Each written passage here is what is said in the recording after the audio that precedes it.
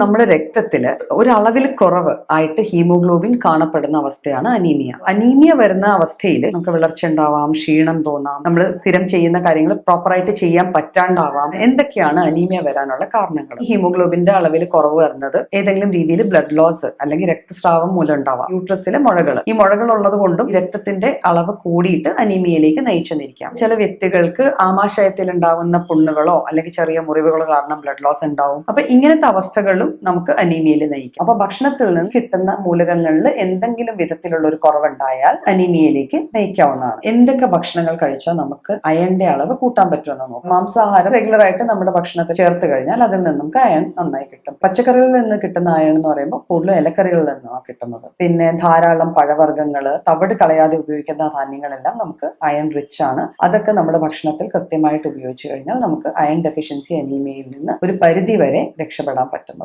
നമ്മളുടെ ആമാശയത്തിൽ ഉണ്ടാവുന്ന പലതരം പുണ്ണുകൾ അല്ലെങ്കിൽ ഗ്യാസ്ട്രിക് അൾസേഴ്സ് പലപ്പോഴും പല ഭക്ഷണങ്ങളും നമ്മുടെ ശരീരത്തിന് ആഗിരണം ചെയ്യാൻ പറ്റാണ്ട് വരും. തന്മൂലം നമുക്ക് അനീമിയ അല്ലെങ്കിൽ രക്തക്കുറവ് വരാം. അയണിന്റെ അബ്സോർപ്ഷനെ ബാധിക്കുന്ന സാധനങ്ങളാണ് ടീ, കോഫി. അയൺ നമുക്ക് അബ്സോർബ് ചെയ്യണമെങ്കിൽ നമ്മളെ ഹെൽപ്പ് ചെയ്യുന്നത് സിട്രസ് ഫ്രൂട്ട്സ് ആണ്. അപ്പൊ സിട്രസ് ഫ്രൂട്ട്സിന്റെ പ്രസൻസിൽ അയൺ കുറച്ചുകൂടെ നന്നായിട്ട് അബ്സോർബ്. അപ്പൊ ഈ ചീലേറ്റിംഗ് ഏജൻസ് മാറ്റി നിർത്തി കഴിഞ്ഞാൽ അയൺ ഡെഫിഷ്യൻസി അല്ലെങ്കിൽ folic acid deficiency plus B12 deficiency അനീമിയാസിനെയൊക്കെ മീറ്റ് ചെയ്യാൻ പറ്റും.